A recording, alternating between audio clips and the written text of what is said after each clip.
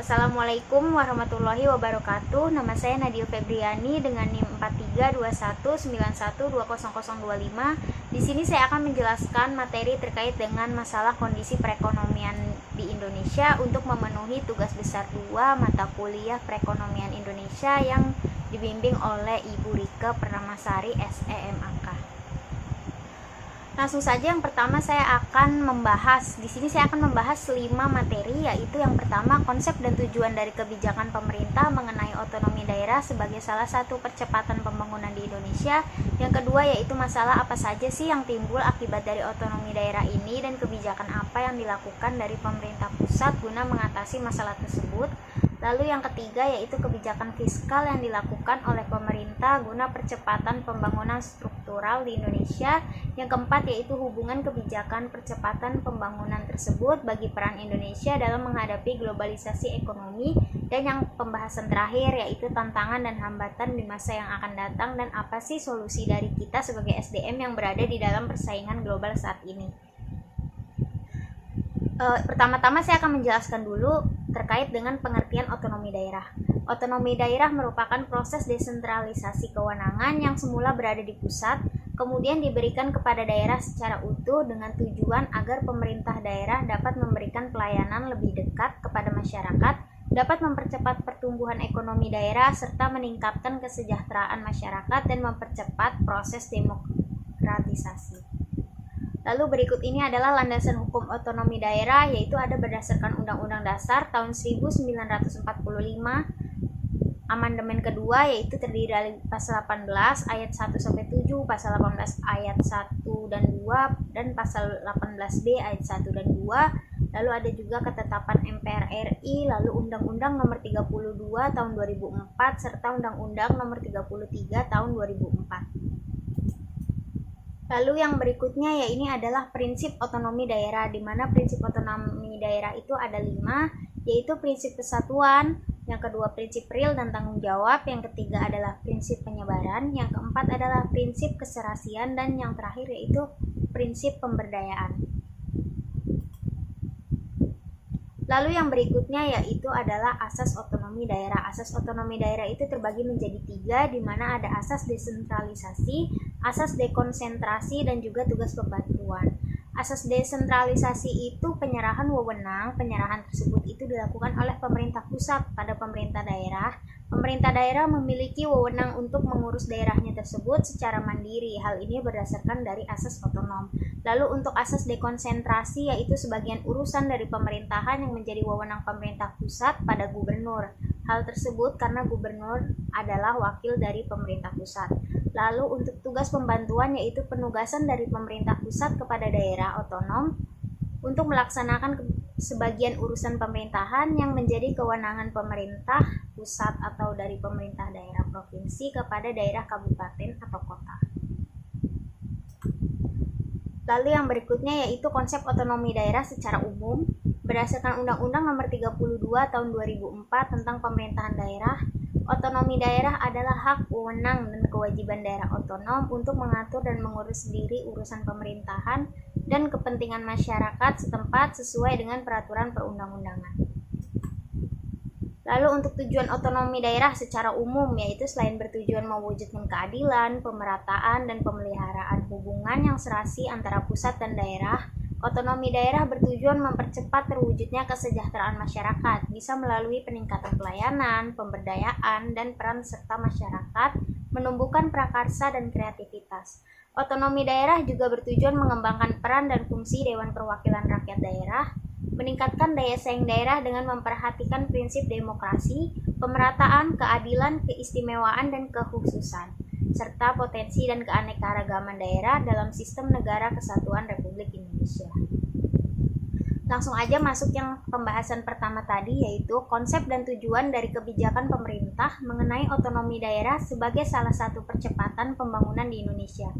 Jadi dalam konsep otonomi daerah, pemerintah dan masyarakat itu di suatu daerah memiliki peranan yang penting dalam peningkatan kualitas pembangunan di daerahnya masing-masing. Dalam mewujudkan pemerataan pembangunan di setiap daerah, maka daerah diberi wewenang. untuk mengatur rumah tangganya sendiri. Pelaksanaan otonomi daerah didasarkan atas pertimbangan bahwa daerah lebih mengetahui keadaan dan kebutuhan masyarakat di daerahnya. Otonomi daerah bertujuan untuk mempercepat pembangunan daerah dan laju pertumbuhan ekonomi, mengurangi kesenjangan antar daerah, serta meningkatkan pelayanan publik. Lalu untuk mewujudkan pertumbuhan ekonomi, itu diperlukan aset tetap seperti infrastruktur dan sarana prasarana yang dapat menunjang kegiatan perekonomian. Pembangunan maupun penambahan aset tetap diperoleh melalui pengalokasian anggaran belanja modal. Apabila pertumbuhan ekonomi suatu daerah itu semakin meningkat, maka pemerintah daerah akan meningkatkan belanja modalnya untuk memperbaiki dan melengkapi infrastruktur serta sarana prasarana dengan tujuan untuk mencapai pertumbuhan ekonomi yang lebih baik. Lalu yang berikutnya, masalah apa aja sih yang timbul akibat adanya otonomi daerah? Yang pertama yaitu munculnya sifat kedaerahan atau etnosentrisme yang fanatis sehingga dapat menyebabkan konflik antar daerah. Jadi indikasi etnosentrisme ini terlihat dalam beberapa kebijakan di daerah yang menyangkut pemekaran daerah, pemilihan kepala daerah, rekrutmen birokrasi lokal, dan pembuatan kebijakan lainnya. Jadi di era otonomi daerah, tuntutan pemekaran wilayah juga semakin kencang di mana-mana. Pemekaran ini telah menjadikan NKRI terkerat-kerat menjadi wilayah yang berkeping-keping. Satu provinsi pecah menjadi 2-3 provinsi, satu kabupaten pecah menjadi 2-3 kabupaten, dan seterusnya. Contohnya seperti berita yang saya tampilkan ini, di mana kewenangan yang luas kepada daerah otonom di kabupaten atau kota di Jawa Timur dalam pelaksanaannya yang menimbulkan konflik secara vertikal maupun horizontal. Konflik eksternal antar daerah otonom misalnya terjadi antara Kabupaten Kediri dengan Blitar, sedangkan konflik internal daerah otonom terjadi misalnya di Kabupaten Banyuwangi, Kota Kediri, Kabupaten Lamongan, Kabupaten Blitar, dan sebagainya. Lalu yang kedua yaitu munculnya kesenjangan antara daerah satu dengan yang lain karena perbedaan sistem politik, sumber daya alam, maupun faktor lainnya. Contohnya itu otonomi daerah telah mengkotak-kotakan wilayah menjadi daerah batas basah dan daerah kering. Pengkaflingan ini semakin mencuatkan ketimpangan pembangunan antara daerah kaya dan daerah miskin. Adanya potensi sumber daya alam di suatu wilayah juga rawan menimbulkan perebutan dalam menentukan batas wilayah masing-masing. Konflik horizontal ini sangat mudah tersulut.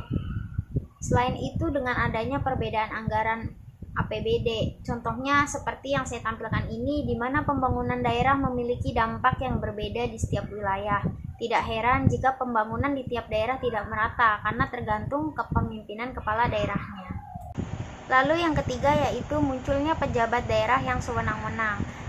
Seringkali karena merasa melakukan kegiatannya sendiri, sehingga para pemimpin ini sering lupa dengan tanggung jawabnya. Apabila hal ini terus terjadi, maka akan menimbulkan hilangnya kepercayaan masyarakat kepada pemerintah karena dianggap lalai dan tidak bertanggung jawab.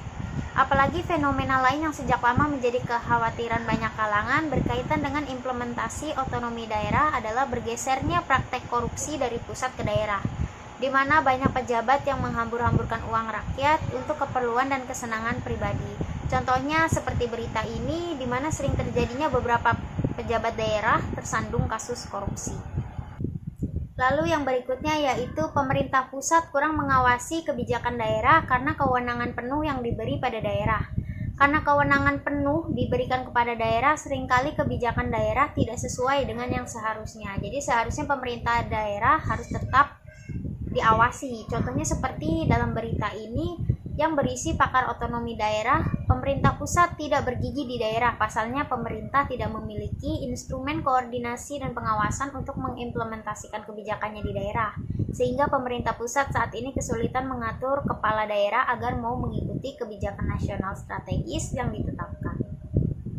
Lalu yang selanjutnya yaitu tidak adanya koordinasi daerah tingkat 1, masing-masing daerah berjalan sendiri-sendiri tanpa adanya kerjasama, koordinasi, atau bahkan interaksi. Sehingga daerah yang miskin akan lambat untuk berkembang, maka dengan begitu akan sulit untuk mewujudkan pemerataan ekonomi, serta akan terjadi kesenjangan antara daerah satu dengan daerah yang lainnya. Hal ini tentu bisa memicu adanya rasa iri atas daerah lain yang dianggap lebih diperhatikan oleh pemerintah. Contohnya dalam berita ini, disharmoni relasi antar kepala daerah yang menyebabkan perselisihan kewenangan antara gubernur dengan bupati atau wali kota yang mengakibatkan terjadinya ketidakseimbangan kewenangan sehingga memicu kesenjangan antara satu dengan yang lainnya. Lalu yang keenam yaitu adanya eksploitasi pendapatan daerah, dan yang terakhir yaitu kondisi sumber daya manusia aparatur pemerintahan yang belum menunjang sepenuhnya pelaksanaan otonomi daerah. Lalu apa saja sih kebijakan dari pemerintah? Di sini saya ada 3 kebijakan yang saya masukkan, yaitu yang pertama tentang percepatan pembangunan dan pengembangan wilayah secara optimal. Nah, menurut kebijakan 1 nih berdasarkan Peraturan Pemerintah Republik Indonesia Nomor 78 Tahun 2014 tentang Percepatan Pembangunan Daerah Tertinggal atau PPDT, menjelaskan tujuan PPDT ini antara lain untuk mempercepat pengurangan kesenjangan antara daerah dalam menjamin terwujudnya pemerataan dan keadilan pembangunan nasional. Di sini sudah saya tampilkan itu ada kebijakan dan sasaran PPDT tahun 2020 sampai tahun 2024. Di mana kebijakan itu ada terdiri dari berbagai macam. Yang pertama yaitu pengembangan perekonomian masyarakat, yang kedua yaitu peningkatan sumber daya manusia, yang ketiga percepatan pembangunan sarana prasarana atau infrastruktur wilayah, yang keempat yaitu pemanfaatan teknologi dan informasi, yang kelima itu peningkatan ketangguhan dan kemandirian daerah tertentu. Lalu yang keenam adalah pembinaan terhadap daerah tertinggal entas tahun 2019 melalui peningkatan daya saing dan kerjasama. Lalu yang terakhir, kebijakan yang terakhir yaitu penanganan dan pemulihan ekonomi daerah pasca pandemi COVID-19. Lalu untuk yang kebijakan kedua yaitu mengembangkan wilayah-wilayah perbatasan.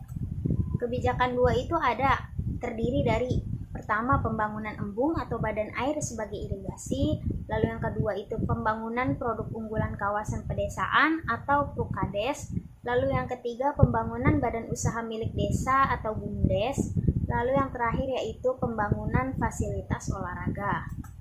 Selain kedua itu, satu lagi ada kebijakan penguatan aspek pemberantasan korupsi. Isi dari kebijakan itu adalah bisa meningkatkan integritas dan etika penyelenggara negara, lalu penguatan budaya anti korupsi masyarakat, serta penegakan hukum yang menyeluruh baik dari aspek preventif maupun kuratif. Lalu yang berikutnya yaitu kebijakan fiskal yang dilakukan oleh pemerintah. Di sini saya ada 3 kebijakan, yaitu yang pertama upaya pemantapan pemulihan ekonomi, yaitu dengan melanjutkan program pemulihan ekonomi dalam rangka menjaga tren pemulihan agar tetap berlanjut dan semakin solid. Hal ini ditempuh dengan menjaga keberlanjutan program perlindungan sosial untuk menjaga konsumsi dan mencegah kemunduran sosial bagi masyarakat miskin dan rentan, serta memperkuat daya ungkit UMKM dan dunia usaha agar mampu bangkit menjalankan usahanya. Lalu yang kedua yaitu mendukung reformasi struktural, di mana penguatan kualitas pendidikan dalam mewujudkan SDM unggul yang berdaya saing, penguatan sistem kesehatan yang terintegrasi dan handal, serta penguatan program perlindungan sosial, serta mendukung transformasi ekonomi. Yang bertujuan untuk penguatan dukungan infrastruktur ICT, konektivitas, energi, dan pangan, serta penguatan institusional dan simplifikasi regulasi antara lain melalui reformasi birokrasi dan terobosan Undang-Undang Cipta Kerja dan penguatan peran Sovereign Wealth Fund atau SWF. Lalu yang terakhir yaitu menjaga agar pelaksanaan kebijakan fiskal di tahun 2022 dapat berjalan dengan optimal, sehingga menjadi fondasi yang kokoh terwujudkan konsolidasi fiskal yang smooth di tahun 2023. Lalu materi yang keempat yaitu hubungan kebijakan percepatan pembangunan tersebut bagi peran Indonesia dalam menghadapi globalisasi ekonomi. Hubungannya yaitu kebijakan percepatan pembangunan dapat mempengaruhi indikator pendapatan per kapita dan juga laju pertumbuhan. Di era globalisasi sekarang ini, pemerintah harus bisa mendorong pertumbuhan ekonomi. Pertumbuhan ekonomi bisa tercapai bila pemerintah berperan aktif dalam pembangunan ekonomi sehingga terwujud dalam bentuk kenaikan pendapatan masyarakat secara keseluruhan atau pendapatan nasional. Pembangunan ekonomi nasional ini haruslah menuju ke arah pembangunan ekonomi yang berkelanjutan. Dengan demikian, pembangunan ekonomi tidak hanya berpusat di perkotaan atau di pusat saja, akan tetapi lambat laun pembangunan tersebut akan memperluas tujuan pembangunan sampai ke daerah-daerah, kabupaten atau kota yang secara kenyataan bahwa pertumbuhan di sana, pembangunan ekonomi daerahnya sangatlah tertinggal dibandingkan dengan pertumbuhan pembangunan di wilayah perkotaan atau pusat. Lalu materi yang terakhir yaitu tantangan dan hambatan serta solusi meningkatkan SDM di era globalisasi. Tantangan dan hambatannya yaitu yang pertama, mengubah ragam tenaga kerja. Lalu yang kedua yaitu mengubah nilai tenaga kerja. Yang ketiga, pengenalan teknologi baru. Yang keempat, mengubah pasar. Yang kelima, resolusi konflik. Yang keenam, diskriminasi. Yang ketujuh, mengubah tujuan bisnis. Dan yang terakhir adalah mengubah tuntunan lingkungan. Lalu pembahasan yang berikutnya yaitu solusi untuk meningkatkan SDM di era globalisasi. Yang pertama yaitu dengan training atau pelatihan. Karena dengan mengikuti pelatihan, kita bisa memiliki skill atau keterampilan yang mumpuni sehingga dapat memiliki kinerja yang terbaik bagi perusahaan atau diri sendiri dan bahkan untuk kemajuan sumber daya manusia yang ada. Lalu yang kedua yaitu pendidikan. Karena dengan menempuh pendidikan ke jenjang yang lebih tinggi, baik itu pendidikan formal maupun non-formal, dapat memberikan manfaat agar pengetahuan dan kemampuan yang kita miliki bisa lebih terarah sehingga menghasilkan kinerja yang lebih baik.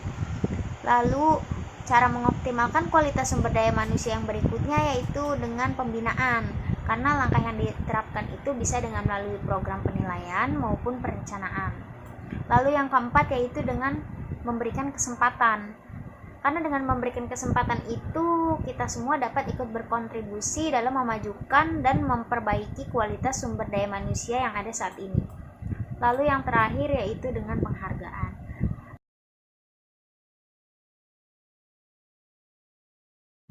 Mungkin cukup sekian yang dapat saya sampaikan dan jelaskan. Semoga ini semua dapat bermanfaat bagi kita semua. Wabillahi taufiq wal hidayah. Wassalamualaikum warahmatullahi wabarakatuh.